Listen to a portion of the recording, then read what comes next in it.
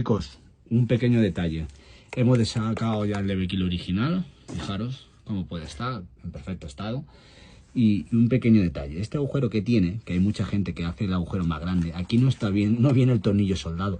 Esto es un desagüe que tiene el propio escape, normalmente lo tiene solamente pocos escapes exclusivos, que realmente cuando entre, digamos, el agua a la suciedad, realmente lo que hace es vaciarse por este agujero, porque si no se deteriora la cúpula de carbono. Pero aquí no hagáis el agujero, porque donde hay que hacer el agujero es aquí para quitar el tornillo que viene soldado en la BMW F900. Vamos a ello, familia.